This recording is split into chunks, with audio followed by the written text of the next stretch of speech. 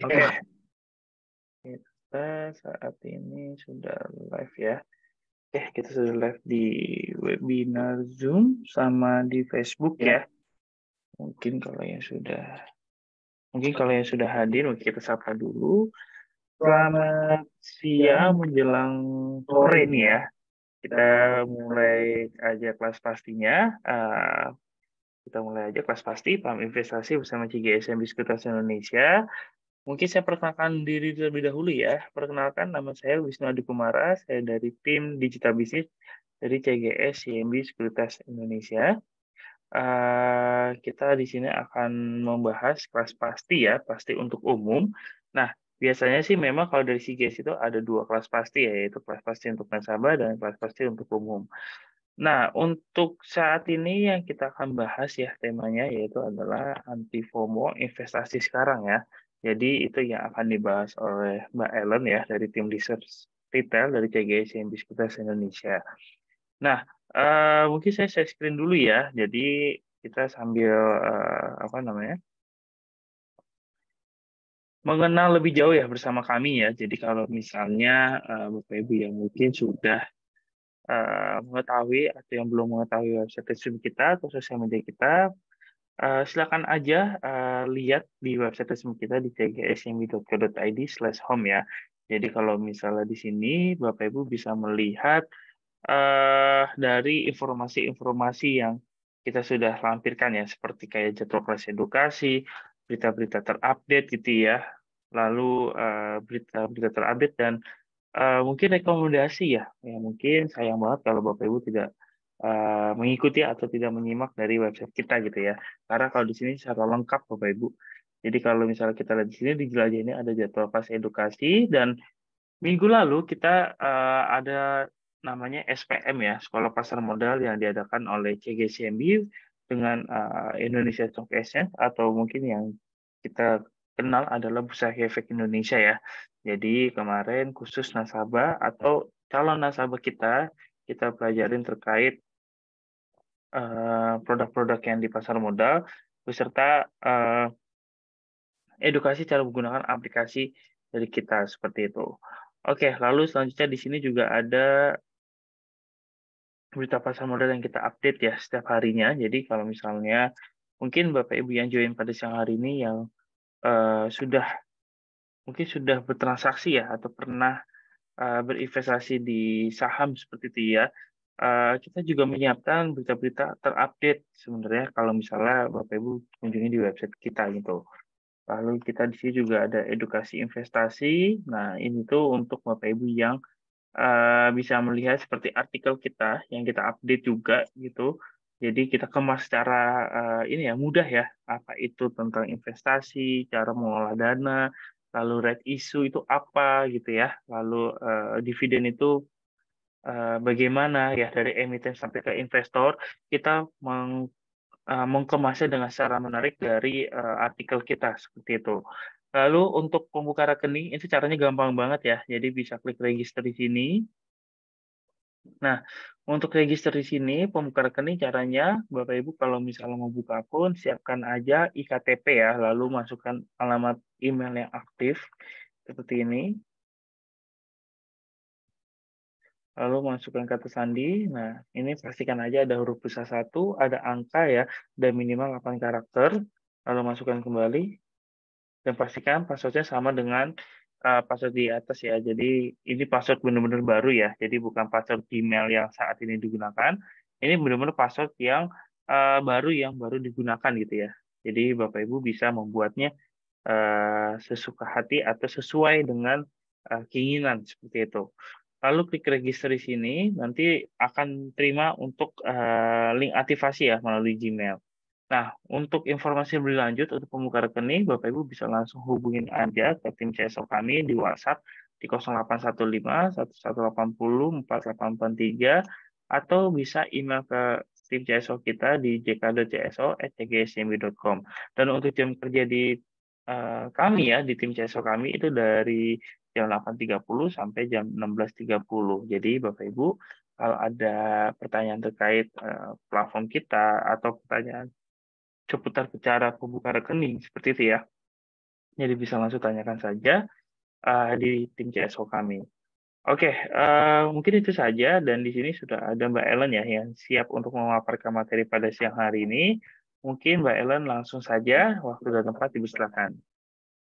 Baik, terima kasih Wisnu sudah menjelaskan tadi ya terkait dengan pembukaan rekening dan juga informasi-informasi penting yang mungkin perlu dipahami juga nih oleh teman-teman semuanya.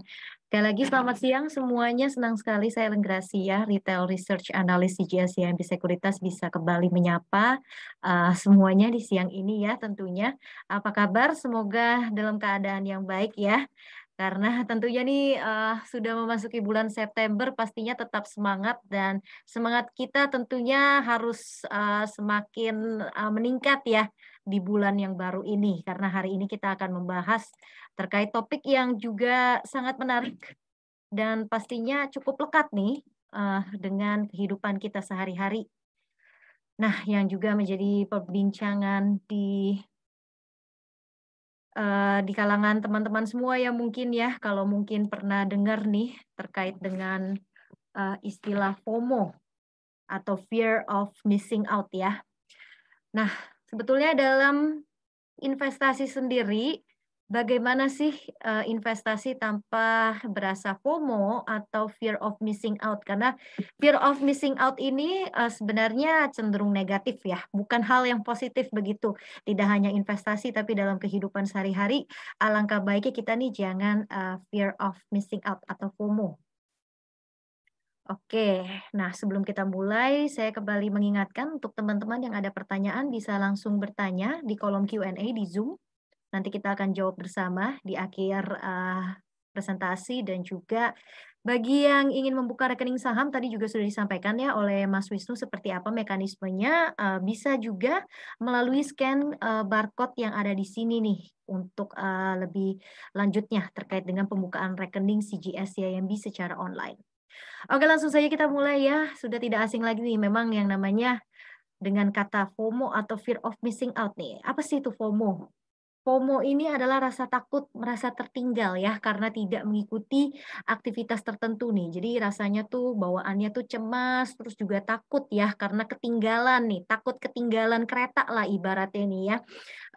Kalau kita ngeliatin misalnya kayak berita-berita atau tren-tren di sosial media nih bawaannya pengen banget nih ngikutin nih. Ataupun misalkan kita ngelihat postingan artis atau teman-teman yang lagi liburan atau yang lagi sepertinya sukses banget gitu ya, belanja ini, belanja itu gitu kan.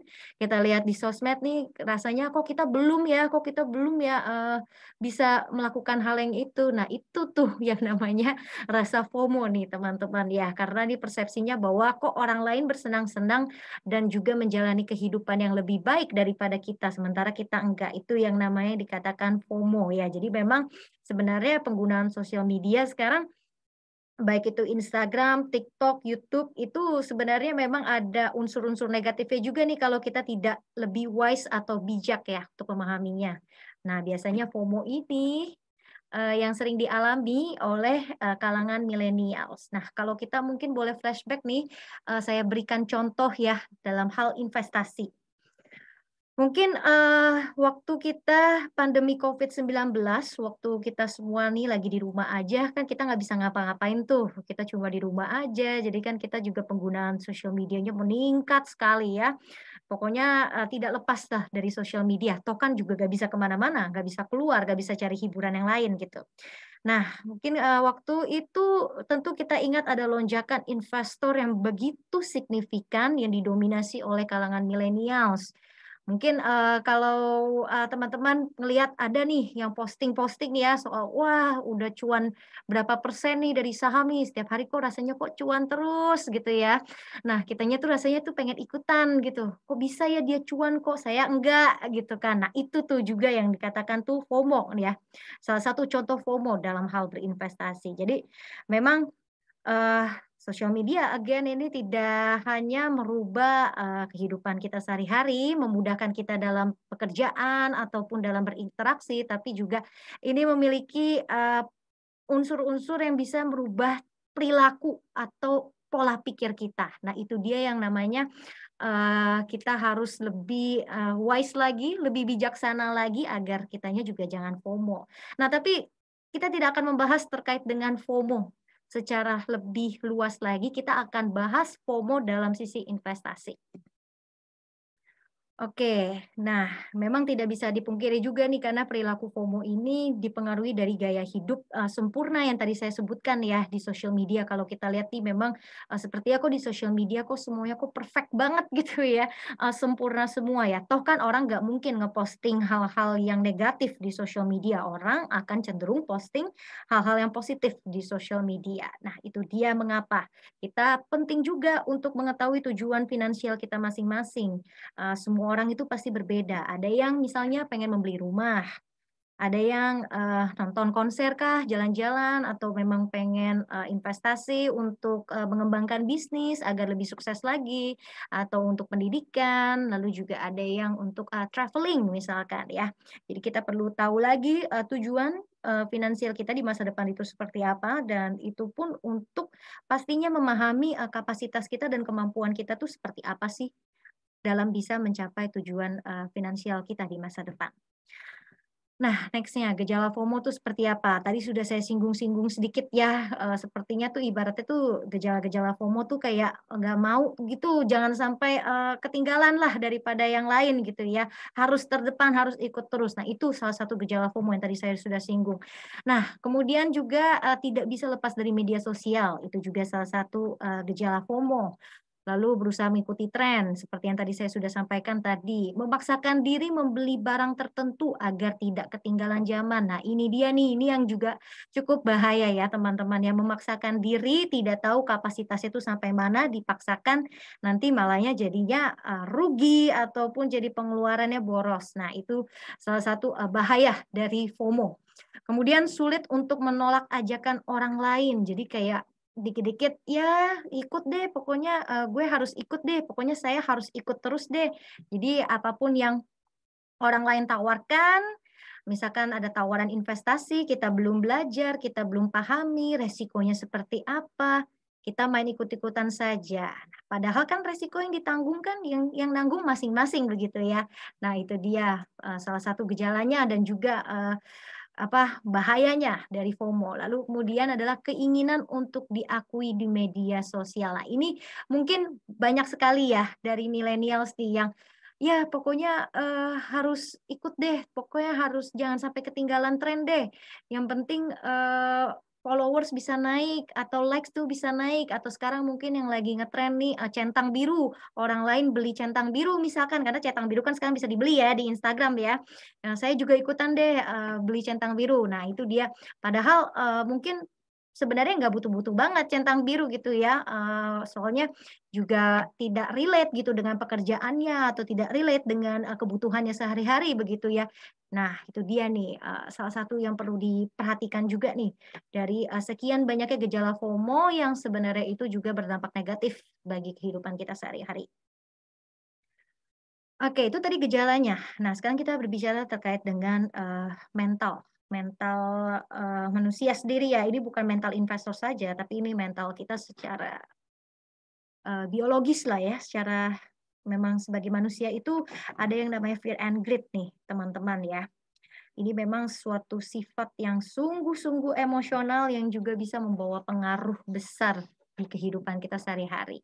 Nah, fear ini merupakan rasa takut ya, atau ini memang wajar sih, semua manusia pasti juga ada rasa takutnya. Tapi mindset dari investor yang cenderung takut ini sebenarnya juga bisa membawa hal-hal yang negatif gitu, karena cenderung pengen, menghindari ya, rasanya tuh skeptis aja ngelihat investasi, kayak takut aja ngedenger-denger, cerita-cerita ada yang terkena investasi bodong misalnya, atau yang mengalami kerugian misalnya, jadi takut gitu untuk investasi juga. Nah ini dia nih rasa fear yang sebenarnya, tidak ada positifnya juga kalau eee, bawa sehari-hari juga. Ini hal yang, mungkin bukanlah sesuatu yang baru ya, karena biasanya investor-investor yang pemula yang memang belum paham, yang memang belum, ngerti, ini memang ada rasa kecenderungan, untuk takut untuk, berinvestasi.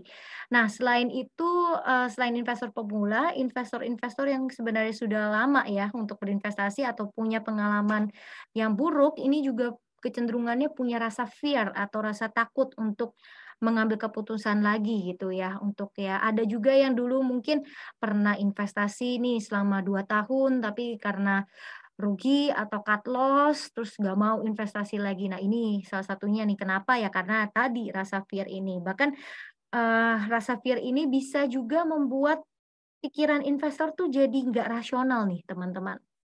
Jadinya ya begitu udah dapat return, langsung buru-buru diamanin gitu return-nya, cuannya gitu ya. Pokoknya cari aman aja deh, pokoknya begitu, harga sahamnya udah naik ya, misalkan udah 2% langsung buru-buru amankan gitu profitnya ya. Padahal masih ada nih, peluang nih untuk naik lebih tinggi secara fundamental, misalkan masih bagus nih untuk beberapa bulan mendatang nih, tapi ya karena dianya takut, gak bisa tidur, langsung diamanin profitnya. Nah, itu mungkin, salah satu, kepanikan atau, kebingungan ataupun juga rasa takut yang sampai stres yang membuat, investor tuh jadinya tidak bisa memaksimalkan profit yang seharusnya dia dapatkan ya. Jadi memang sungguh disayangkan sekali sih kalau memiliki rasa fear ini. Nah, tapi selain fear yang tidak kalah mengerikan dan juga membahayakan adalah mindset greed ini. Greed greed, greed ini artinya tuh serakah ya, serakah sekali pokoknya dalam dunia investasi ini sering banget terjadi ya. Pokoknya secara teori nih pokoknya, saya tuh pengennya dapatnya imbal hasil tuh yang memang, kalau bisa tuh lebih besar deh daripada modal yang saya sudah taruh gitu.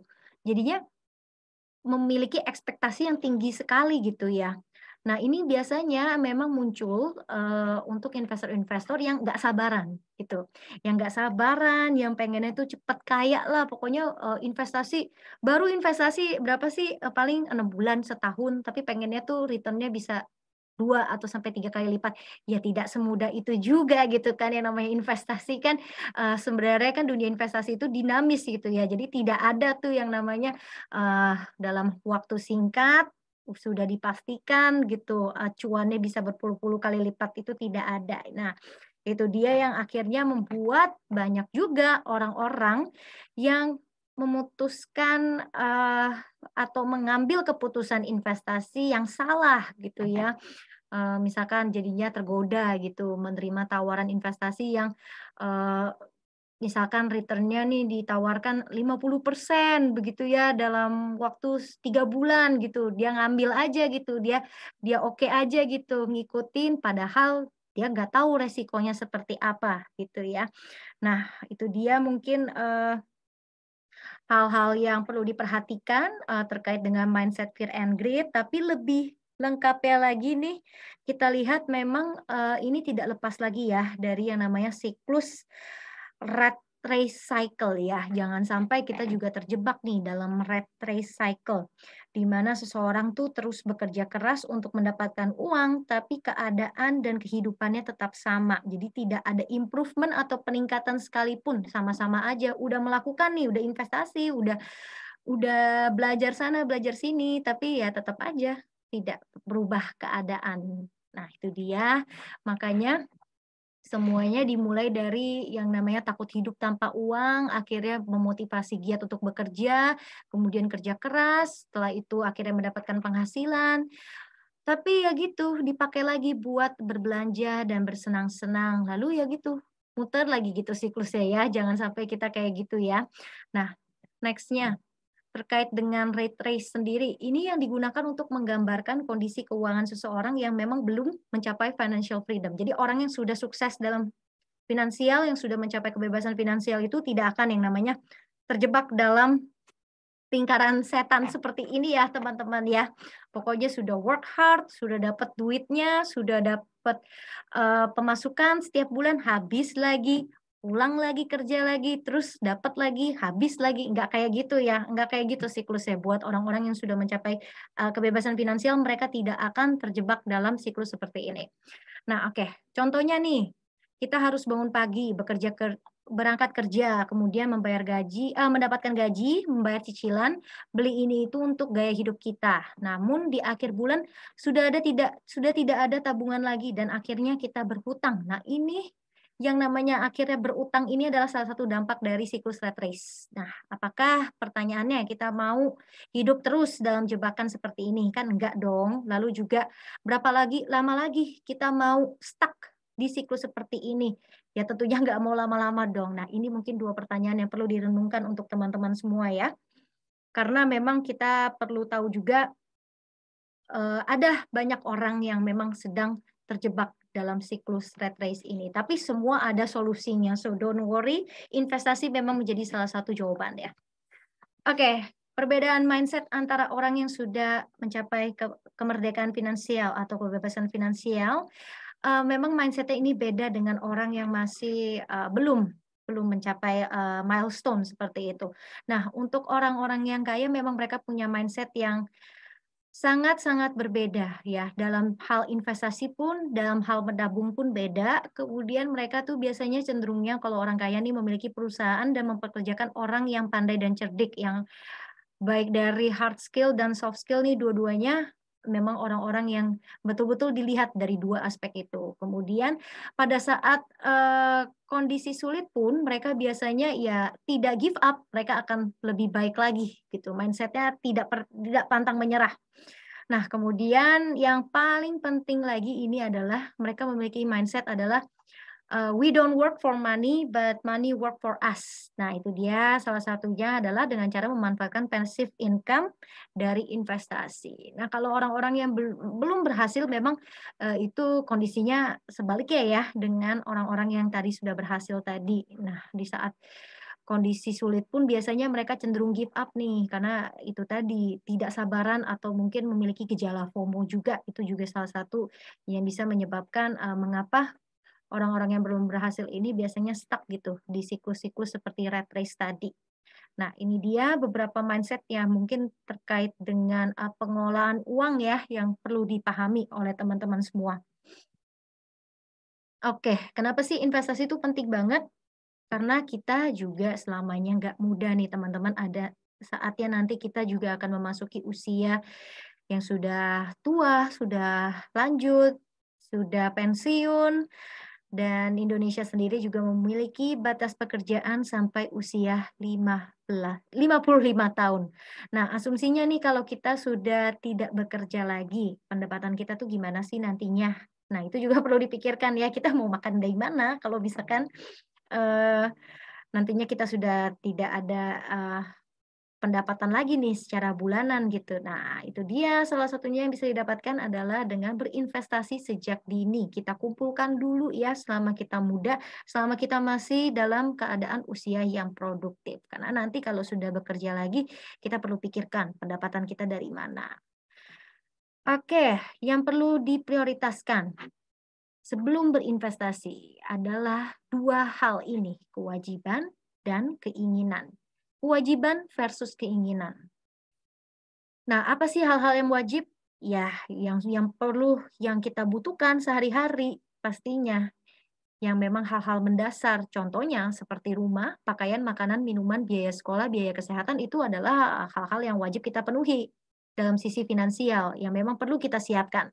Yang pasti kita akan keluarkan dana-dana ini, dana-dana untuk rumah, pakaian, makanan, minuman, biaya sekolah, dan biaya kesehatan. Kemudian untuk keinginannya. Untuk keinginan ini sebenarnya kan nggak setiap bulan juga ya perlu kita keluarkan gitu dana untuk, keinginan. Karena keinginan itu cenderung dengan, hal-hal yang, sebenarnya nggak butuh-butuh banget gitu. Belanja-belanja seperti mainan, kemudian rokok, barang branded, buku, gadget terbaru. Nah, mungkin dari 2 hal yang berbeda ini kita sudah tahu lah ya, dari kecil pun orang tua kita sudah mengajarkan nih yang mana yang dibutuhkan, yang mana yang enggak nih, antara kewajiban dan keinginan. Jadi ini memang sebenarnya, simpel banget sih, kita pasti sudah tahu lah, kita, sebagai, eee, i kalangan milenials yang sebenarnya sudah dewasa ya, di umur 20-an sudah tahu lah bagaimana membedakan antara kewajiban dan keinginan, apa sih prioritas kita. Oke, next-nya. Bagaimana kondisi keuangan saat ini? Itu juga perlu diketahui. Alangkah baiknya kita mengatur porsi pengeluaran setiap bulannya. Nah, ini dia ya, mungkin yang bisa dijadikan acuan nih. Tadi kan kebutuhan memang adalah prioritas kita karena setiap bulannya atau setiap minggunya atau bahkan setiap harinya kita butuh dana untuk, mencukupi kebutuhan sehari-hari. Nah, maka itu kita alokasikan 50%. Nah, kemudian transportasi, itu juga penting. Misalkan kita mau ke kantor, kita mau kerja, kita mau, jemput anak sekolah, atau pokoknya mau berpergian setiap hari, kita butuh yang namanya ongkos biaya transportasi. Nah, itu dia bisa dialokasikan sebanyak 20% ataupun juga dana sosial ya. Dana dana bersosial juga, itu termasuk dalam 20%. Ini bisa dihitung-hitung, untuk, 20%, mencakup dengan biaya transportasi dan dana bersosial. Kemudian, 20%-nya ini dana darurat, dana dingin untuk berinvestasi. Nah, ini juga penting karena again kalau memang tujuannya untuk bisa mencapai financial freedom di masa depan, tujuannya untuk pensiun tanpa perlu worry nanti, kalau sudah tua seperti apa, pas saat masa pensiun, ya tentu sudah perlu direncanakan sejak dini, 20% bisa disisihkan untuk, dana berinvestasi. Kemudian next-nya ini ada utang sebanyak 10%. 10% ini mungkin bisa dipakai untuk membayar cicilan kartu kredit, mungkin, cicilan-cicilan yang lain, ini juga bisa untuk, dialokasikan untuk utang. Oke, apa sih sebenarnya kesalahan, orang-orang yang sebenarnya baru banget terjun ke investasi? Kalau tadi kita sudah belajar ya, terkait mindset-mindset yang diperlukan, sekarang kita belajar terkait dengan mindset-mindset yang perlu kita hindari nih. Nah, yang pertama sudah pasti karena sesuai dengan temanya, ini adalah kesalahan yang paling-paling sering terjadi adalah fear of missing out atau FOMO. Nah, kenapa sih bisa FOMO? Karena tidak punya trading atau investing plan. Yang kedua, karena FOMO itu salah satu gejalanya nggak sabaran, jadi gampang panik. Jadi, gampang, kalap ya saat ada fluktuasi harga gitu. Saat ada kenaikan harga saham nih, misalkan lagi harga saham A, ini katanya udah 2 hari naik, terus hari ketiganya kita ngikut. Padahal sebenarnya belum diketahui juga nih, analisanya seperti apa, tapi ngikut aja denger apa, rekomendasi dari teman-teman misalkan. Nah, ini dia nih salah satu kesalahan yang paling sering yang terjadi karena menelan rekomendasi secara mentah-mentah tanpa dianalisa dulu. Oke, yang ketiga, investasi pakai dana utang. Pengen investasi, FOMO lagi, ini balik lagi ke kesalahan yang pertama, FOMO lagi, karena FOMO lagi. Nah, investasi pakai dana utang. Kenapa bisa pakai dana utang? Karena sebenarnya belum punya nih modalnya untuk investasi, belum dikumpulin dulu nih uangnya, secara cukup ya untuk investasi, tapi karena FOMO pengen ikut investasi cepet-cepet, tidak sabaran, jadinya memakai dana utang. Nah, ini balik lagi sama alasannya kenapa, karena tadi pengen ikut-ikutan lagi. Jadi balik lagi ya ke kenapa, karena FOMO. Kemudian memborong habis di awal. Nah, ini dia nih salah satu yang, lagi-lagi kesalahan yang dilakukan karena tidak sabaran ya. Jadi misalkan, yang dialokasikan dananya awalnya 20% buat investasi, tapi ternyata lebih besar lagi. Dana-dana buat kebutuhan sehari-hari, dana-dana panas ya, bukan dana dingin, dipakai buat investasi ya. Jadi tidak konsisten dengan tujuan di awal, dengan, penyesuaian budget yang di awal yang sudah ditentukan untuk, tujuan investasinya gitu. Jadi ini, beberapa, kesalahan yang sering dilakukan oleh investor pemula.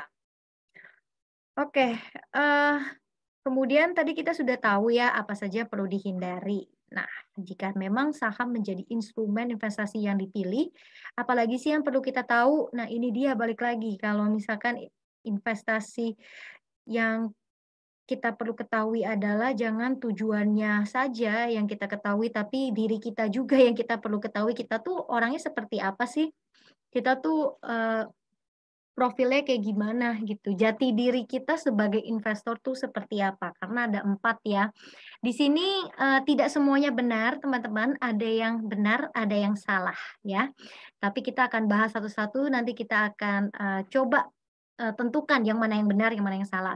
Jadi yang pertama adalah investor yang memilih untuk memberikan modalnya untuk dikelola pihak lain.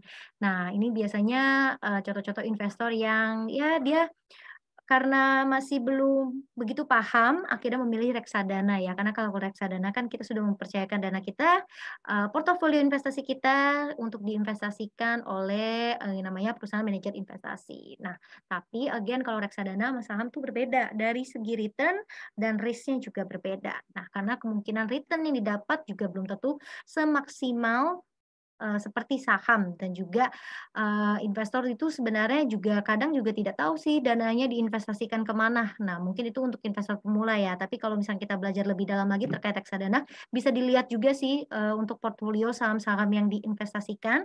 Biasanya untuk reksadana saham itu akan ditaruh setiap bulannya, di-update di fund fact sheet. Nah, kedua, investor yang tidak mau belajar untuk berinvestasi, tidak percaya diri, dan terkadang berpikir sulit untuk belajar hal yang baru atau hasil yang didapat tidak sebanding dengan usaha.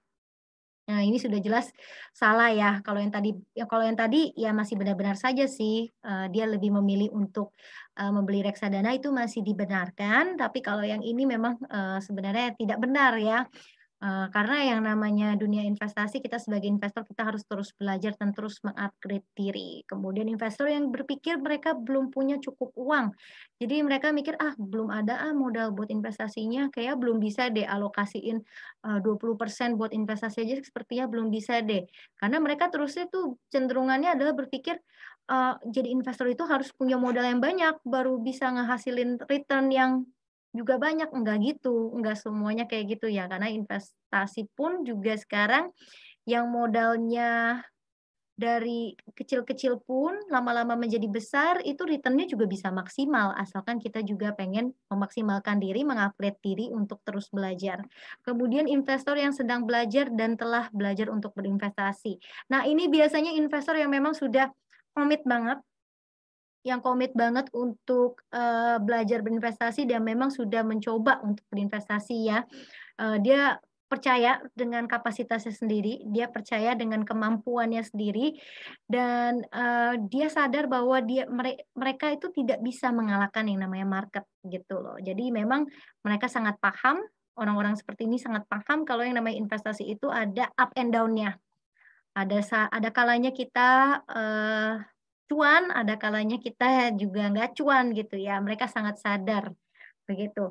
Nah, untuk contoh-contoh yang benar memang, contoh paling pertama ini benar, contoh paling terakhir ini benar, untuk 2 yang di tengah ini memang, tidak benar ya, dan, kalau bisa memang, harus, lebih banyak lagi nih mengetahui karakter kita masing-masing, resiko kita seperti apa, tujuan investasi kita itu untuk apa. Nah, tadi saya sudah singgung sedikit terkait dengan tujuan investasi. Kalau investasi saham yang dipilih ini, apa sih tujuannya sebenarnya yang bisa dicapai dengan investasi saham? Sebenarnya dibagi menjadi 3 ya, ada yang jangka pendek, jangka menengah, dan juga jangka panjang. Untuk jangka pendek ini biasanya untuk, biaya beli tiket pesawat lah misalkan, ataupun juga membeli kendaraan, misalkan mau beli motor atau penghasilan tambahan, passive income, ini bisa untuk jangka pendek. Biasanya durasinya 1 sampai 3 tahun. Kemudian untuk jangka menengah ini 3 sampai 5 tahun, biasanya untuk, tujuan yang lebih besar lagi ya yang ingin dicapai, seperti membeli rumah, kemudian untuk pendidikan, atau untuk cuti dari pekerjaan, atau memang pengen, jadi, full-time full-time trader, atau pengen, memang jadi tidak ingin kerja kantoran lagi, itu bisa dalam jangka menengah, ataupun juga jangka panjang sih sebenarnya juga bisa sih. Nah, kemudian untuk jangka panjang ini pendidikan anak, sudah pasti. Kemudian menikmati masa pensiun dan juga menambah aset harta. Masing-masing memiliki durasinya yang berbeda-beda. Untuk jangka pendek itu di bawah 1 sampai 3 tahun, untuk jangka menengah 3 sampai 5 tahun, untuk jangka panjang itu lebih lama dari 5 tahun. Tapi ya balik lagi nih, yang namanya investasi kan, pastinya juga berbeda dari tujuannya, dari karakternya yang tadi kita juga udah lihat, dan dari usia pun juga pasti berbeda ya. Karena profil risiko usia umur 20-an sama 50-an tuh juga pasti berbeda. Nah, kita lihat ya, untuk perbedaan secara umur pun, kalau di umur 20-an sampai 30-an, ini adalah usia-usia di mana sebenarnya kita tuh lagi produktif sih, lagi produktif, kita lagi bener-bener bisa kerja terus pokoknya. Kita bisa kerja sehari-hari, kita bisa, menghasilkan uang yang lebih banyak dibandingkan, usia-usia yang lebih tua. Tapi kita juga memiliki kebutuhan yang juga besar. Jadi ya walaupun paling produktif tapi kebutuhannya paling besar. Kenapa? Karena usia-usia seperti ini biasanya mereka memiliki kebutuhan untuk menikah dan tempat tinggal dan itu tidak murah. Nah, makanya alokasi investasinya mungkin bisa, lebih besar lagi ya dana investasinya yaitu 60-70% dari total penghasilan per bulan.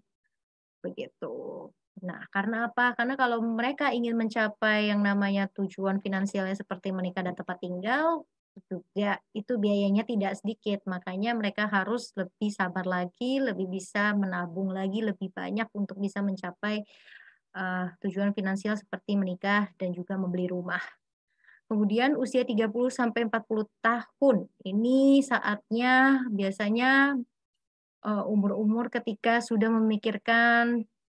tidak memikirkan diri sendiri, tapi juga memikirkan biaya kebutuhan anak, dan juga mungkin biaya persalinan jika sudah beristri ataupun juga, berkeluarga, kemudian asuransi kesehatan, biaya pendidikan. Nah, alokasi investasinya ini bisa 30-50% dari total penghasilan. Karena pastinya dari penghasilan itu harus dibagi juga ya untuk kebutuhan anak dan kebutuhan, pasangan. Tapi biasanya usia 30 sampai 40 tahun ini sudah lebih matang, kebutuhan, paling pokoknya ini sudah terpenuhi biasanya. Jadi mungkin dari udah menikah, udah punya rumah juga, jadi ya tujuan finansialnya juga pasti berbeda. Lalu lanjut di usia 40 sampai 50 tahun, ini biasanya sudah mulai, jenuh-jenuh bekerja ya, ada juga beberapa yang mungkin ingin, membangun usaha sendiri atau lagi membutuhkan modal usaha. Nah, alokasi investasinya ini tinggal disempurnakan lagi. Kalau misalkan sudah, mulai investasi dari umur 20, 30, sampai 40 nih, sudah mulai investasi, ya mungkin bisa cenderung memiliki, investasi dengan risiko yang rendah, yaitu 20-30% dari penghasilan untuk investasi. Jadi memang ini startnya dari usia muda, kalau kita lihat dari usia muda ini lebih besar ya alokasi investasinya. Dibanding, semakin tua alokasi investasinya pun juga semakin kecil karena ya makanya itu dia yang perlu dipahami adalah investasi sejak dini. Karena semakin tua pun resikonya juga semakin besar. Kalaupun kita masih muda, resikonya lebih kecil. Kenapa? Karena kita masih produktif untuk usia 20 sampai 30 tahun. Nah, yang terakhir usia 50 tahun. Ini sudah memasuki pensiun, kebutuhannya juga sudah tercukupi untuk sehari-hari, karena kan toh udah mulai berinvestasi kan dari umur 20-an. Nah, maka itu alokasi investasinya sekitar 10-20% untuk investasi, sisanya untuk apa? Untuk kehidupan sehari-hari, karena kan sudah tidak bekerja lagi, sudah tidak produktif lagi. Oke, next-nya nih pilih yang mana investasi ya, karena kalau kita lihat nih berdasarkan gambaran rata-rata return yang dihasilkan dari 10 tahun terakhir, jika saham memang yang dipilih, kita bisa lihat di sini bahwa saham mencatatkan kenaikan return yang paling tinggi, yaitu sekitar kurang lebih 14% ya untuk rata-ratanya secara, tahunan. Kemudian, ini ada beberapa yang kita bisa bandingkan, ada tabungan 2%, deposito 5,5%, obligasi 6,67%, dan emas ini 12% untuk rata-rata return selama 10 tahun terakhir, tapi ini adalah rata-rata tahunannya. Oke. Dan again untuk mengingatkan lagi teman-teman yang mau membuka rekening saham juga bisa ya scan barcode untuk pembukaan rekening secara online di kiri layar berikut ini. Nah, konsep dasar saham itu seperti apa? Kalau ditanya, apa sih, gimana sih konsep saham nih, biar kita bisa lebih paham lagi, lebih ngerti lagi, sebenarnya tuh saham uang kita tuh ditaruh di mana sih, gitu kan. Kadang kan banyak juga yang nanya nih, investor-investor pemula. Nah, ini ibaratnya adalah misalkan berniat memiliki usaha dan perlu modal 8 juta. Tapi usaha tersebut hanya memiliki dana 1 juta rupiah.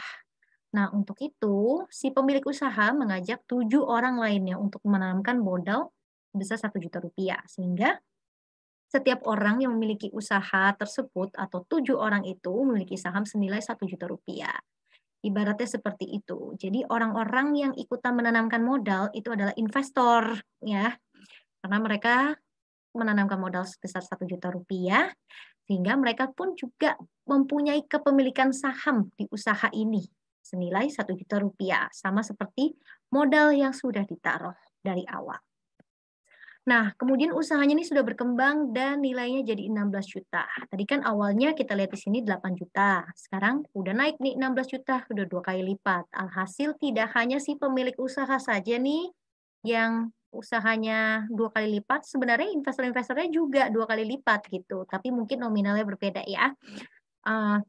Dari 8 juta jadi 16 juta. Jadi teman-teman tersebut yang awalnya invest ataupun menanamkan modal 1 juta rupiah, otomatis nilai kepemilikan sahamnya itu kali 2, naik 2 kali lipat menjadi 2 juta rupiah.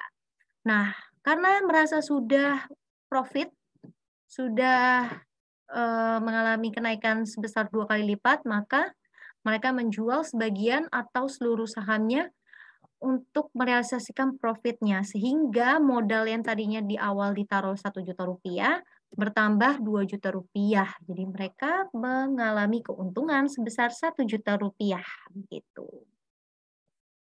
Nah, keuntungan investasi saham itu apa saja? Keuntungan investasi saham itu banyak sekali ya. Selain likuiditas yang tinggi, yang artinya kita bisa menjual dan membeli kapan saja pada saat jam perdagangan bursa, yang sudah pasti, yang sering-sering sekali yang memang menjadi salah satu aspek utama adalah selisih harga beli dan jual, yaitu return-nya. Lalu kemudian pajaknya rendah dan juga pajaknya final.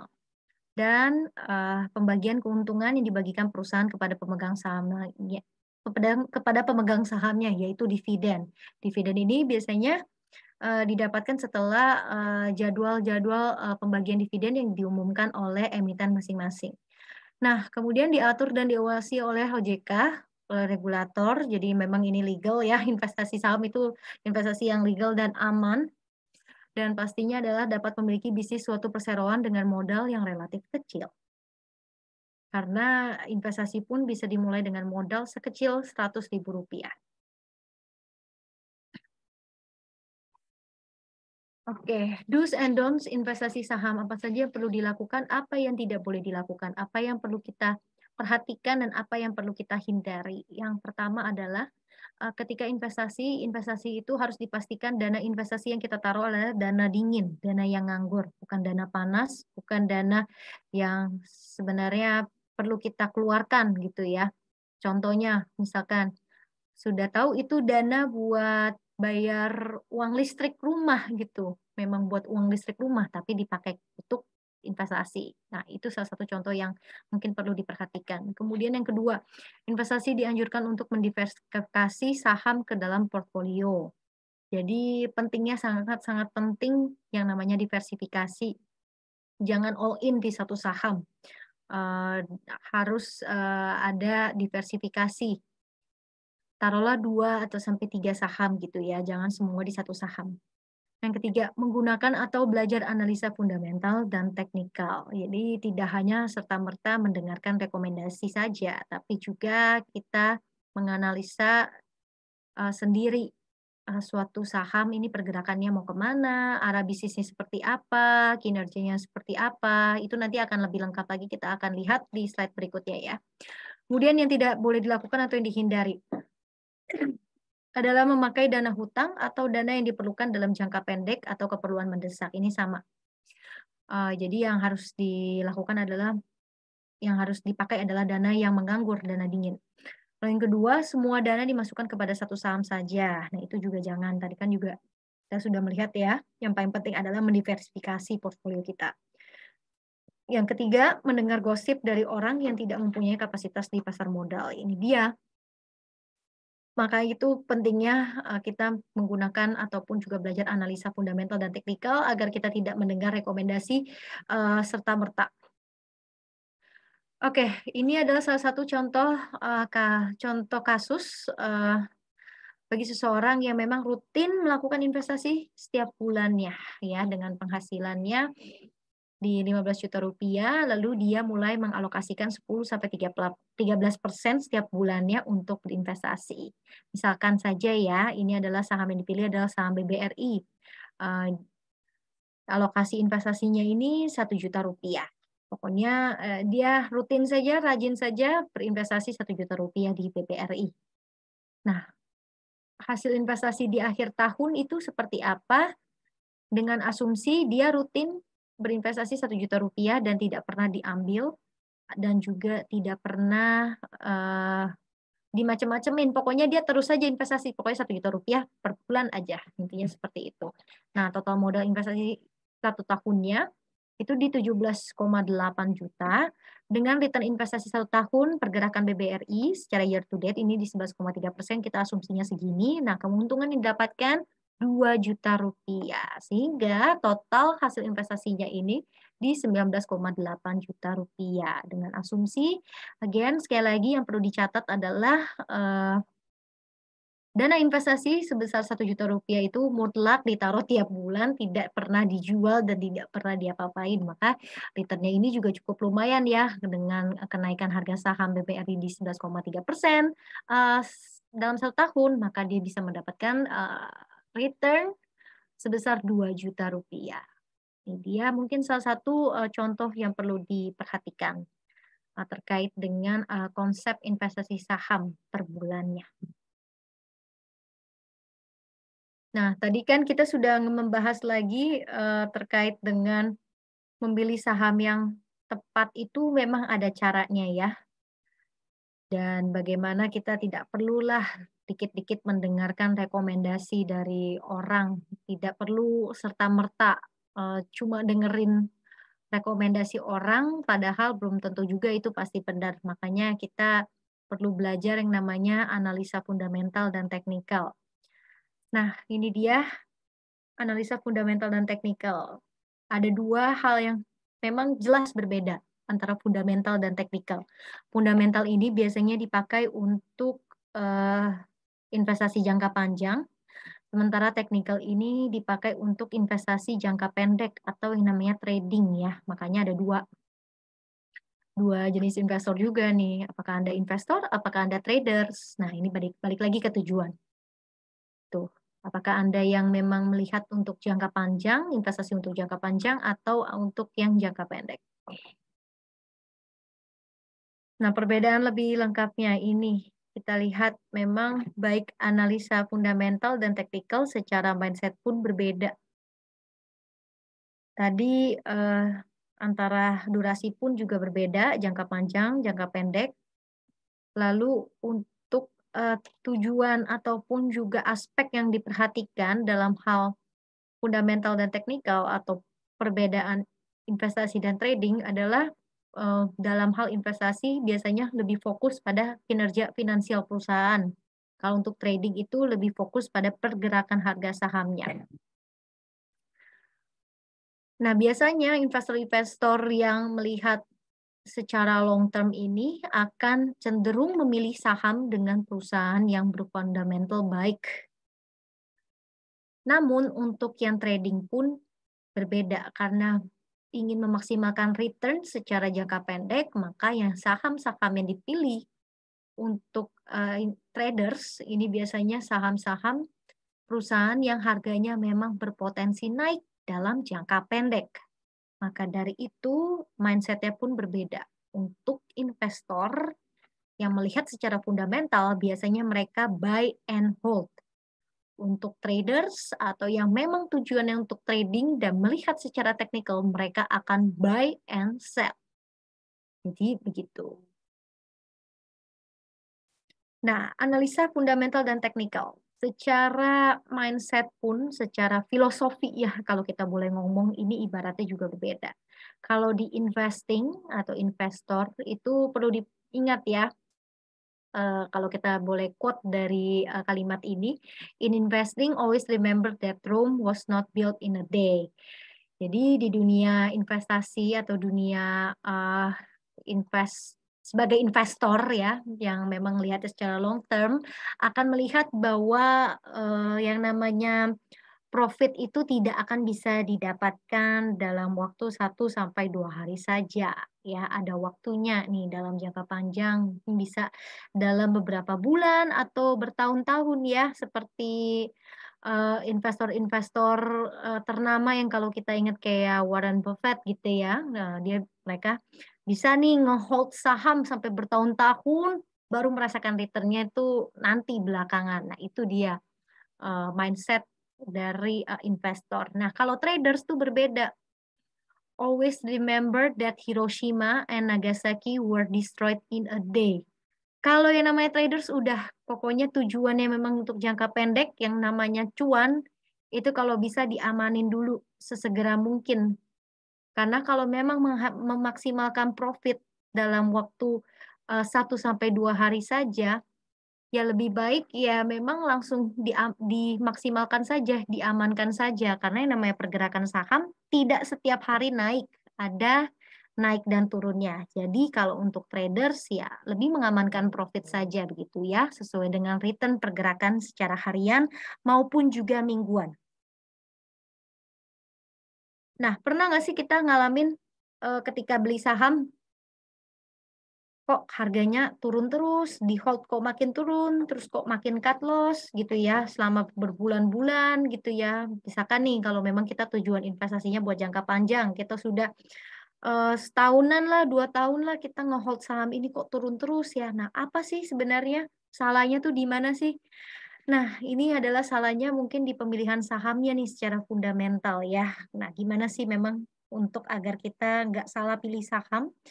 Caranya adalah menggunakan analisa fundamental, salah satunya adalah top down analysis ya. Metode analisis ini akan menganalisis dari atas ke bawah nih, dari atas ke bawah. Jadi dari kondisi makroekonominya dulu, kemudian dari sektoral, kemudian secara industri, kemudian baru kinerja bisnis dari emiten tersebut. Nah, analisa ekonomi itu seperti apa? Dari pertumbuhan GDP, dari pergerakan suku bunga, perubahan kebijakan suku bunga, lalu pergerakan nilai tukar rupiah, ini juga penting ya. Lalu inflasi dan juga beberapa indikator ekonomi lainnya. Nah, analisa secara industri, baik secara sektoral dan juga industri ini dari misalkan apakah si emiten ini masuk dalam sektor yang mana? Apakah emiten ini emiten perbankan, pertambangan, perkebunan, infrastruktur misalkan, atau properti. Nah, ini indikator-indikatornya juga yang harus dilihat adalah laba, penjualan, dividen, modal, dan juga regulasi serta inovasi. Dan yang terakhir juga yang paling penting adalah melakukan multiple analysis dari kinerja fundamental perseroan, yang membaca ataupun juga mengupdate laporan keuangan yang disampaikan ya oleh emiten tersebut dalam 3 bulan, dalam setiap 3 bulan atau per kuartalnya. Biasa kan akan diupdate tuh. Kita update, kita lihat apakah kinerjanya secara kuartalan ini meningkat, secara year on year meningkatkah, pendapatannya, labanya, beban pokoknya ini seperti apa. Nah, itu dia. Nah, selain itu, dalam analisis fundamental sangat-sangat perlu untuk dipahami ya teman-teman, rasio keuangannya yang memang menjadi acuan juga matriks untuk memahami kondisi keuangan finansial suatu emiten. Karena biasanya ini digunakan untuk memantau juga nih performa dari si emiten ini nih seperti apa. Nah, formula-formulanya ini banyak, tapi kita akan mungkin bahas kurang lebih 3 kali ya yang cukup umum dipakai untuk investor menilai apakah sahamnya ini menarik untuk diinvestasi atau tidak. Misalkan ada price to earning ratio ya, PER. Ini biasanya digunakan untuk mengetahui harga sahamnya dibandingkan dengan pendapatannya. Nah, Semakin rendah pairnya, biasanya semakin menarik ini valuasi sahamnya. Kalau pairnya semakin tinggi, berarti harga sahamnya pun juga berarti lebih mahal. Nah, itu dia ya. Ini terkait dengan pair. Lalu contoh lagi satu, ada current ratio. Ini juga bisa dilihat untuk mengetahui apakah secara aset, secara kas, emiten ini bisa nggak melunasi kewajiban utangnya atau liabilities-nya. Nah, ini untuk mengetahui secara likuiditas nih sehat nggak sih emitennya. Nah, ini dia yang dipakai current ratio untuk mengetahui secara likuiditas dari emiten tersebut. Lalu next-nya ada net profit margin. Ini yang sering banget kita dengar. Perbandingan laba bersih dan pendapatan untuk mengetahui dari sisi profitability-nya kayak gimana. Nah, apakah emiten ini memperoleh pemasukan dari penjualan dan pendapatannya secara cukup, dan apakah biaya operasionalnya itu terpengaruh. Nah, ini bisa dilihat juga dari net profit margin ya. Jadi earning after tax dibagi net sales gitu. Ini biasa dilihat. Nah, selain itu juga ada solvability, ada debt ratio-nya, total debt dibagi total aset, terus juga ada PBV, biasa kita juga sering dengar ya.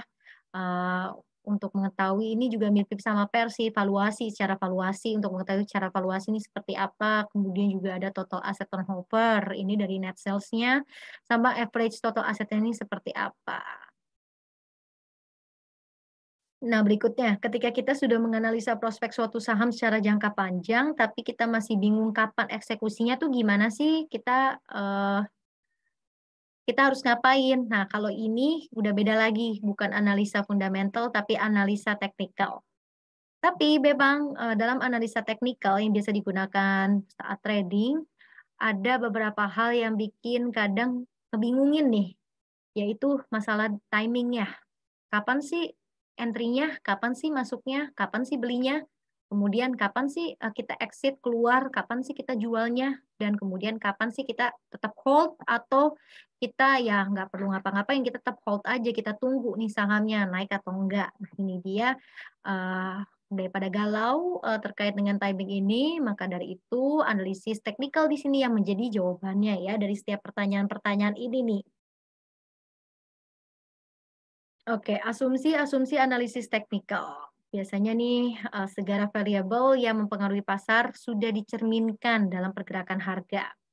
Biasanya pergerakan harga ini mencerminkan tingkat perubahan dari supply dan demand. Jadi, ini adalah, salah satu asumsi yang perlu dipahami.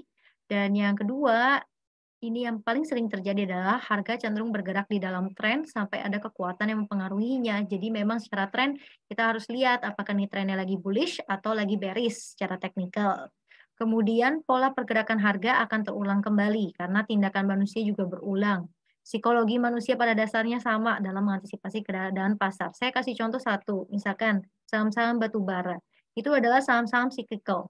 Saham-saham yang biasa naiknya juga mengikuti kebutuhan ataupun juga demand dari batu bara yang biasanya terjadi saat memasuki musim dingin atau akhir tahun. Nah, biasanya saham-saham cyclical seperti saham-saham batu bara yang memang kebutuhannya meningkat di akhir tahun, ya kita tahu berarti di akhir tahun ada kecenderungan trennya itu juga bergerak bullish karena sentimennya cukup kuat untuk emiten-emiten tersebut. Nah, itu mungkin salah satu contoh yang bisa kita gunakan ya untuk asumsi analisis teknikal secara histori seperti itu.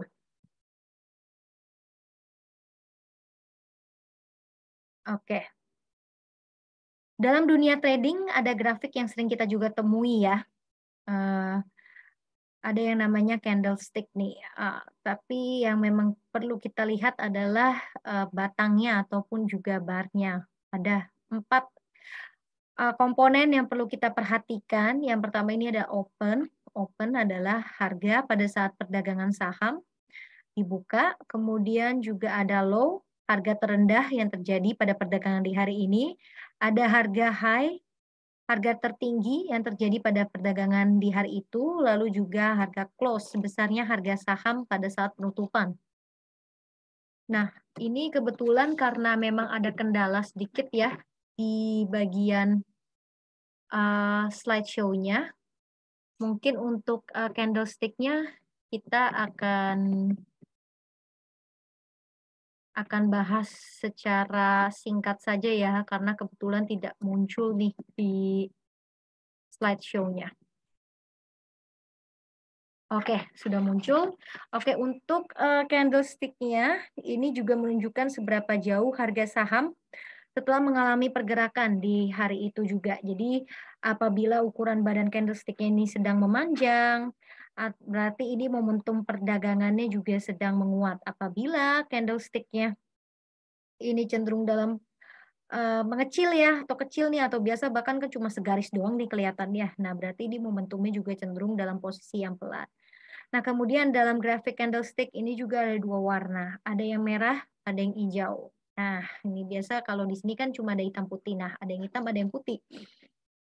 Nah, kalau biasanya hijau, kalau biasanya kita lihat di technical, di chart technical ini biasanya hijau, berarti ini penutupannya lebih tinggi dibandingkan harga pembukaan. Kalau merah, berarti harga penutupannya lebih rendah daripada harga pembukaan. Nah, kemudian komponen lainnya nih yang juga perlu diperhatikan ya teman-teman, ini adalah sumbunya atau shadow-nya.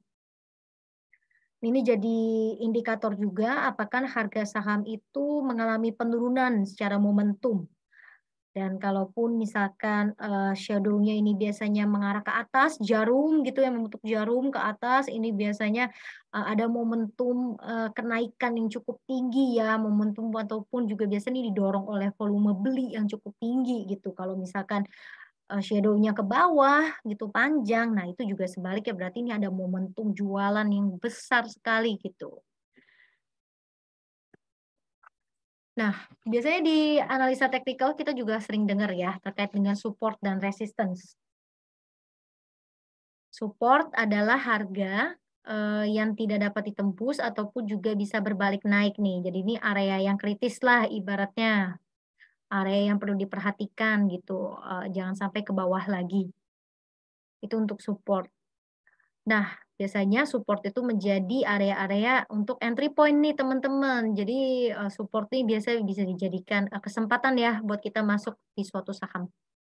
Nah, untuk resistance ini adalah biasanya momen-momen atau titik-titik di mana kita bisa memanfaatkan untuk melakukan penjualan saham gitu. Nah, biasanya kalau misalkan nih kita masih pantau lagi nih, aduh mau jual atau enggak nih ya di resistance, tapi ternyata bisa breakout gitu ya, lanjut ya ke resistance berikutnya. Nah, biasa resistance pertama itu yang menjadi support. Nah, itu mungkin salah satu hal yang menarik juga yang perlu kita pahami nih antara support dan resistance.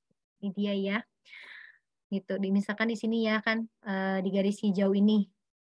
Ini setelah menyentuh support ternyata dia mantul nih naik. Nah, ini berarti berhasil bertahan di supportnya. Gitu. Tapi sebaliknya di garis merah ini, support ini yang garis merah, dia turun ke bawah. Lalu untuk beberapa hari kemudian harga saham itu mengalami penurunan yang cukup dalam. Nah, ketika terjadi reversal, terjadi pembalikan arah di garis merah ini, yang sebelumnya menjadi support ketika dia harga sahamnya turun, ini akan menjadi resistance untuk menguji apakah harga sahamnya itu bisa kembali atau tidak. Itu dia pengertian terkait dengan support dan resistance. Oke, sebagai penutup terakhir mungkin kembali mengingatkan ya teman-teman. Dalam dunia berinvestasi ini tujuannya jangan juga jual secepatnya dan profit itu tidak dibenarkan juga ya. Kita harus tahu nih prospek suatu saham nih seperti apa. Jangan sampai kita jual terlalu cepat karena berspekulasi market ini akan koreksi dan juga nilai investasinya jatuh. Jangan sampai kita terkena fear gitu. Kita harus pahami dulu tujuan kita apa, analisa kita secara pribadi itu seperti apa sih buat saham itu. Karena kita ini apakah emang bakal profit kalau kita jual saham?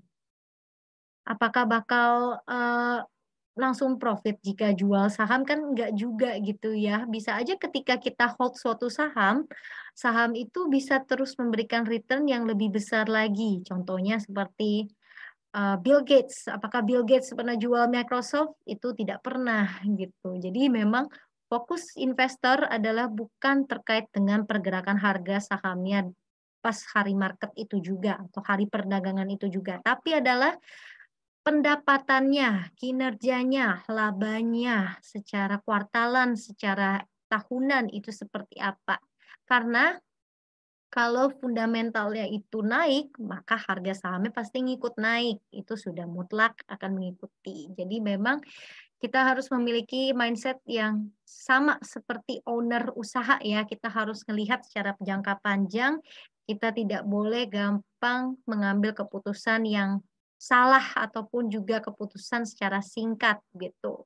Tapi balik lagi kalau memang tujuannya trading itu memang harus dipahami secara jangka pendek kita harus tahu pergerakan harga sahamnya seperti apa. Tapi kalau tujuannya untuk investasi, yang perlu diingat adalah jangan jual secepatnya dan langsung berasumsi bahwa bakal profit karena enggak juga gitu ya. Belajar dari investor-investor ternama seperti Warren Buffett misalnya yang bisa bertahun-tahun melipat gandakan bisa berpuluh-puluh kali lipat tuh portofolio sahamnya setelah di hold bertahun-tahun lamanya. Dan itu pun memang keputusan investasi seperti itu tidak lepas dari pertumbuhan kinerja dari perusahaan itu, baik secara PE-nya, PBV-nya, tadi rasio-rasio matriks-matriks yang perlu dipahami secara fundamental. Nah, itu dia mungkin sebagai penutup kira-kira terkait dengan topik hari ini.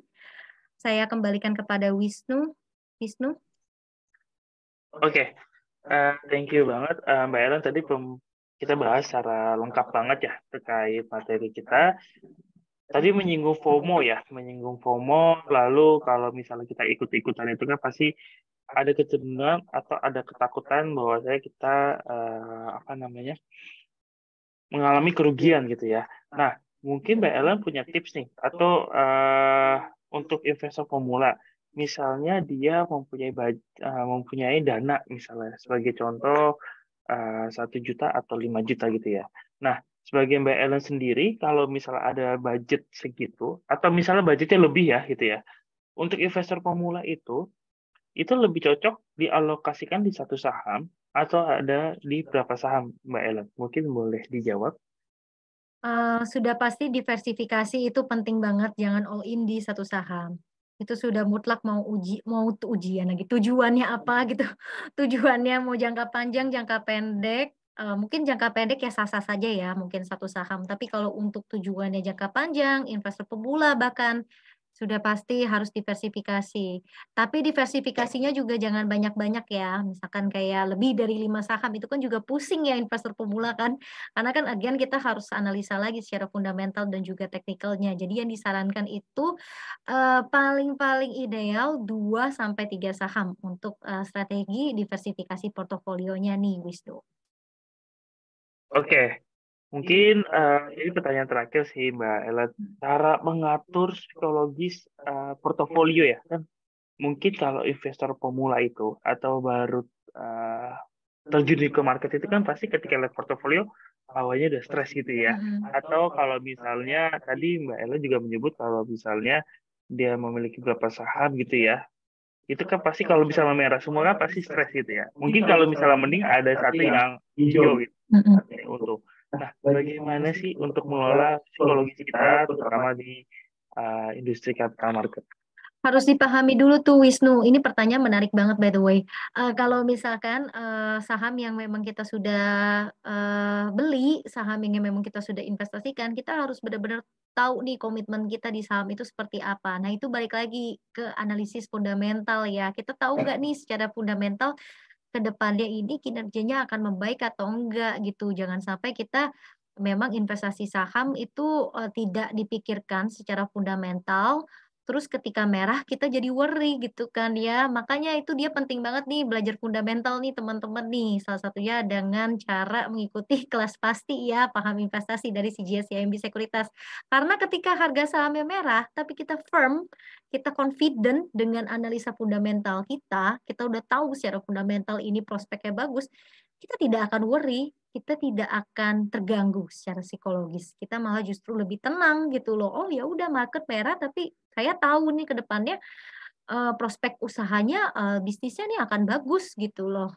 Itu. Itu mungkin sih salah satu yang bisa menjadi, saran ya buat teman-teman. Nah, mungkin satu lagi sih, alangkah baiknya ya ketika kita berinvestasi nih jangan semua porsi investasinya juga langsung ditaruh gitu, diinvest.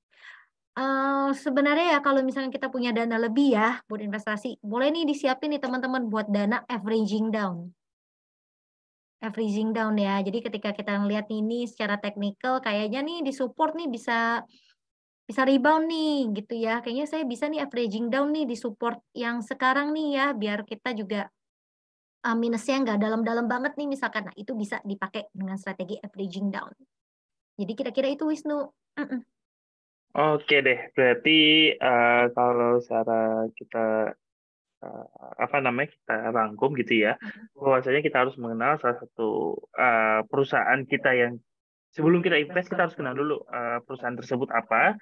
Jadi mengenal itu bukan dari sekedar branding atau misalnya nama perusahaannya, tapi dari sisi fundamental, kinerja laporan keuangannya gitu ya. Jadi kita nggak perlu worry lagi atau takut untuk melihat dari segi portofolio karena kita sudah yakin bahwasanya ketika memang saham tersebut mengalami penurunan, tapi kita percaya sebenarnya nanti akan kembali rebound ya dari pergerakan saham tersebut karena dari sisi fundamentalnya itu bagus dalam beberapa tahun terakhir seperti itu.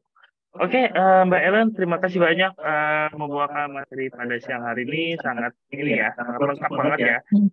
Jadi mungkin Bapak Ibu yang hadir pada siang hari ini bisa mendapatkan insight ya atau gambaran nih sebelum berinvestasi di pasar modal. Oke, thank you Mbak Ellen. Oke, terima kasih semuanya. Oke, terima kasih juga Mbak Ellen dan Bapak Ibu. Kita next lanjut kita bahas dari aplikasi ya. Jadi kita tadi sudah matang untuk membawakan materi yang pada siang hari ini tadi dibawakan oleh Mbak Ellen. Mungkin kita akan membahas terkait aplikasi atau platform dari CGSCMB Sekuritas Indonesia ya. Oke, coba saya ini dulu.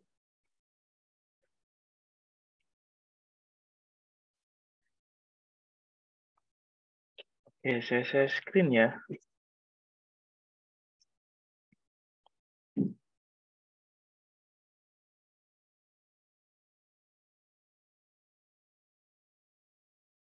Oke, jadi kalau misalnya tadi Bapak Ibu sudah melakukan pembukaan rekening ya melalui aplikasi online atau web online gitu ya.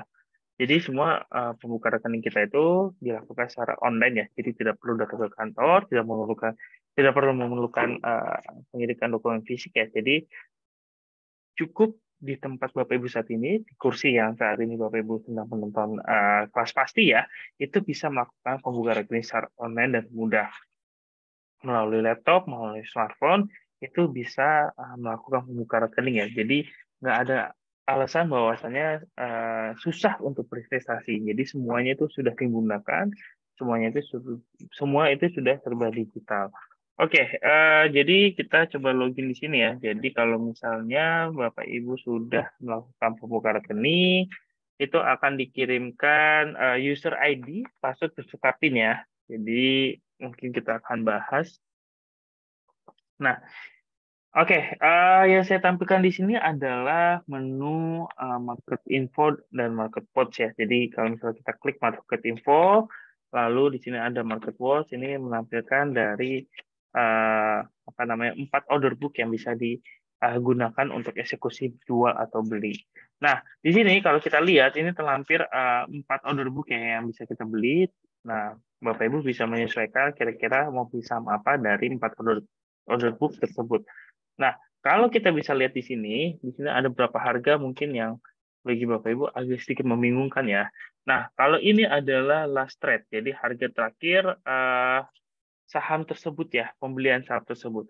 Nah, kalau kita lihat di sini ada harga open, ada harga tertinggi, lalu harga terendah gitu ya, ada preview cost. Nah, ini harga open, harga pembukaan tadi pagi ya. Jadi kalau misalnya market gitu ya, atau indeks kita dibuka itu di sekitar jam 9. Nah, ini adalah harga pembukanya dan di sini sempat mencontoh harga tertinggi ya. di 1375 dan harga terendahnya di 1340 dan ini harga penutupan kemarin hari Jumat. Nah, kalau kita lihat di sini berarti ada sekitar hampir 1% ya kenaikannya dari harga pembuka gitu ya. Kalau kita lihat di sini, dan di sini juga ada terendah, tadi sempat menyentuh harga terendah ya, jadi melebihi dari harga pembuka tadi, harga terendahnya seperti itu. Nah, kalau kita lihat di sini juga, di sini ada harga bid dan offer ya. Nah, mungkin saya akan menceritakan sedikit bid dan offer itu apa ya. Jadi kalau misalnya bid itu adalah jumlah antrian yang sedang ingin membeli saham tersebut. Makanya kalau kita lihat di sini, wah ini ya cepat banget ya.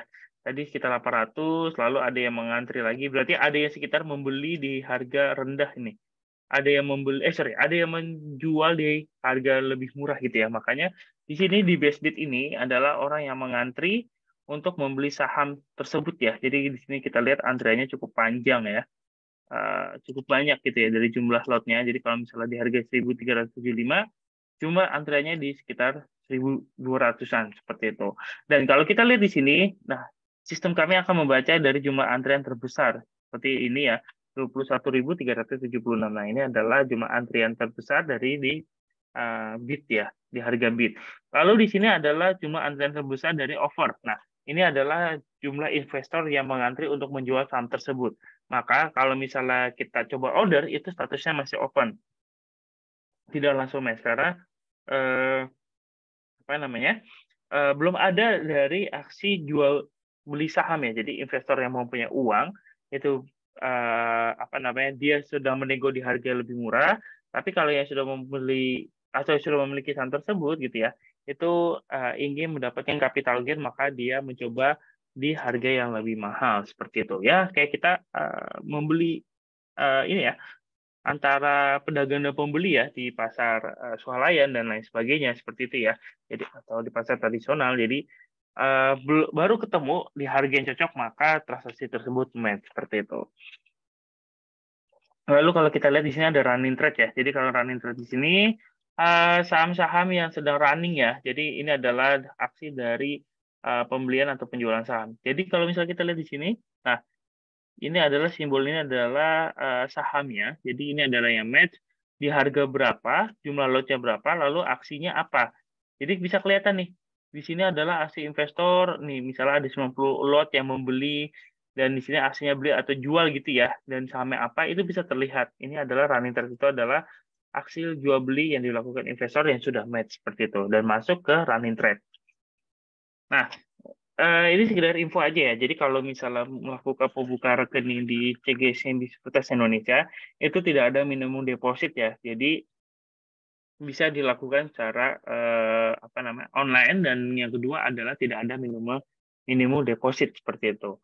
Nah, yang ketiga adalah ini ada data market. Nah, itu tidak dikenakan biaya. Jadi ini bersifat free dan Bapak Ibu bisa mengakses setiap hari ya. Jadi bisa mendapatkan informasi seperti laporan keuangan atau dari apa namanya company profile perusahaan, itu kita memberikan secara gratis untuk Bapak Ibu yang mengakses atau yang sudah membuka akun di kita. Jadi perlu diingatkan bahwasanya kita bisa melakukan pembukaan rekening secara online, lalu tidak ada minimum deposit dan tidak ada biaya data market ya. Dan untuk fee beli dan jualnya, ya, jadi kalau misalnya beli itu fee-nya di 0,1815% dan fee jualnya di 0,2815%, kurang lebih seperti itu. Oke, next selanjutnya di sini ya, kalau kita lihat di sini ada menu Market Watch. Ini adalah dari wadah dari keseluruhan saham yang ada di market ya. Salah satunya kalau kita lihat di sini ada saham Goto ya. Di sini kita lihat ada lonceng yang mungkin jadi pertanyaan. Jadi bursa telah mengeluarkan notasi khusus ya untuk saham-saham yang dipantau oleh bursa berdasarkan dari kode-kode yang diberikannya. Jadi kalau kita lihat di sini kodenya K ya. Jadi kalau misalnya Bapak Ibu ingin melihat apa namanya spesial notasi, itu bisa lihat di website bursa seperti itu. Lalu di sini juga ada ini ya, global market ya. Jadi kita bisa melihat indeks yang di luar seperti itu ya. Jadi kalau kita lihat di sini juga ada menu heat map. Nah, di sini berdasarkan persentase dari performa dari beberapa sektor yang bisa kita tampilkan seperti itu. Lalu di sini juga kita bergeser di menu trade ya. Jadi kita coba simulasikan transaksi. Nah, coba saya jual ya.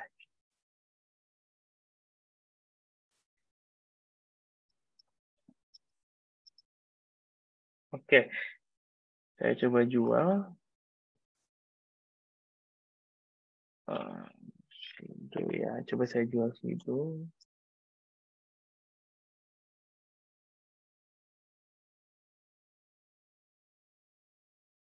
Oke, coba kita mau jual. Jadi saya pengen transaksinya match ya. Berarti saya mau coba di harga yang di harga bid karena di sini mengantri untuk membeli saham tersebut ya. Jadi mereka investor yang menyiapkan cash yang untuk membeli saham tersebut. Nah, sedangkan saya membeli cash sahamnya ya gitu ya. Jadi kita bisa transaksinya match. Coba saya jual di harga 615, harusnya di sini jumlah lotnya berkurang ya. Saya jual. Tadi di 648, coba saya jual. Bentar ya.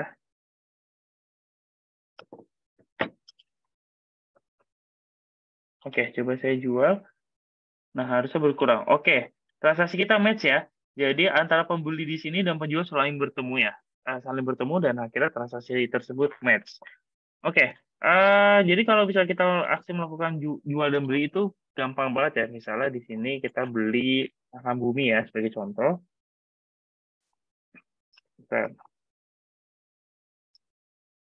Oke, saya coba masukkan satu lot, lalu saya masukkan harganya.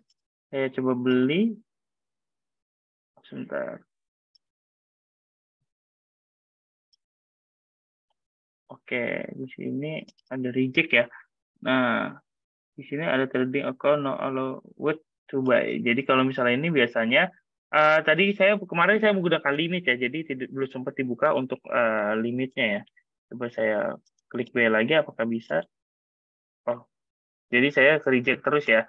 Oke, jadi padahal saya sudah melakukan penjualan. Nah, baru mungkin dibukanya keesokan harinya ya, seperti itu.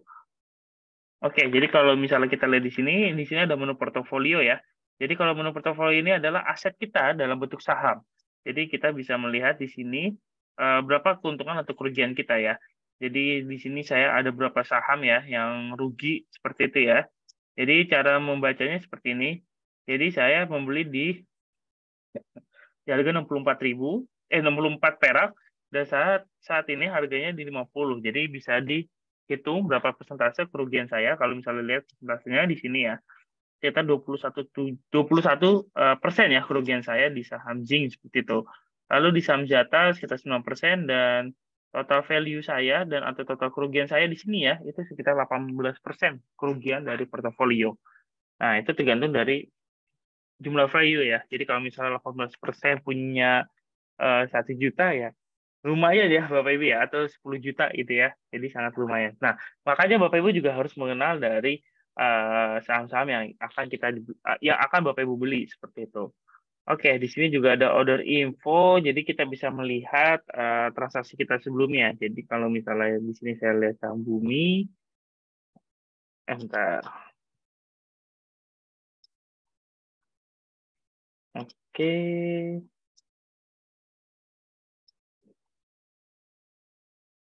bentar ya.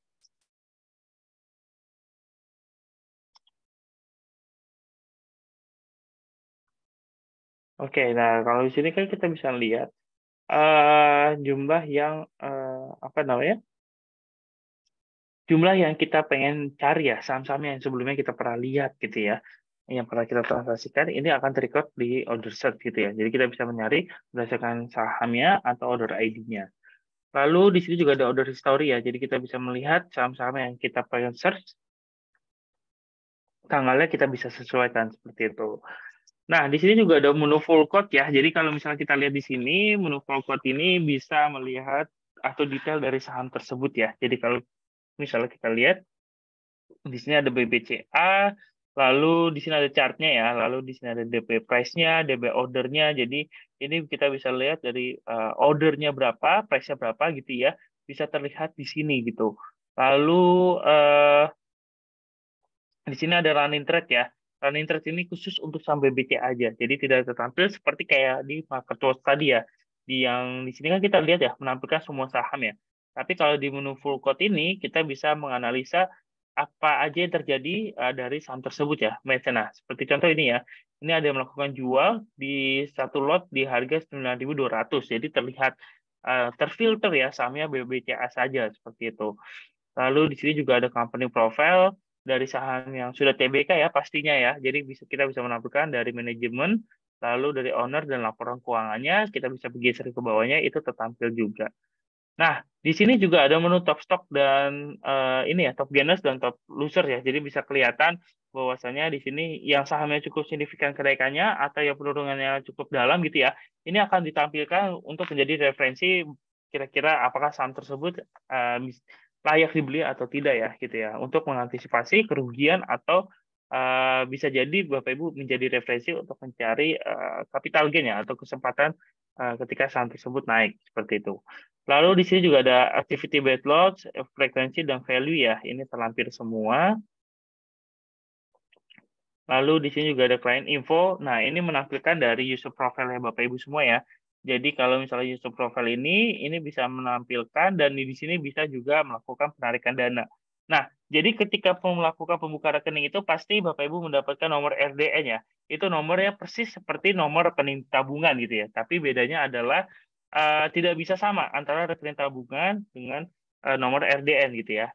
Jadi kalau rekening tabungan, kalau rekening dana nasabah itu atau RDN itu gunanya untuk mentransfer, untuk mendeposit kita untuk membeli saham gitu ya. Dan ini kita juga bisa melakukan penarikan dana yang ada di RDN.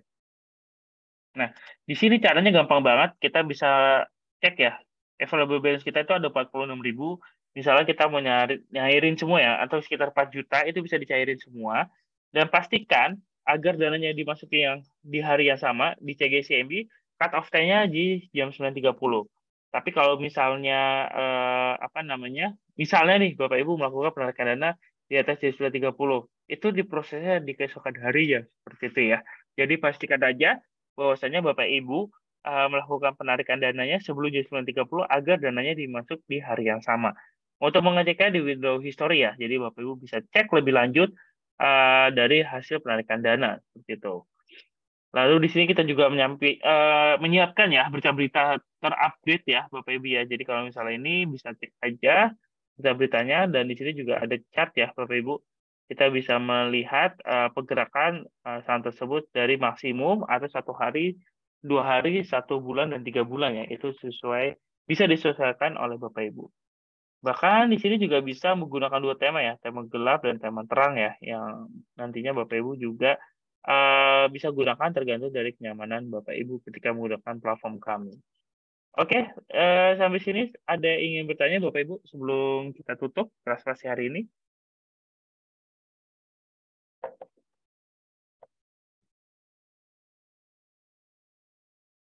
Oke, sudah cukup ya.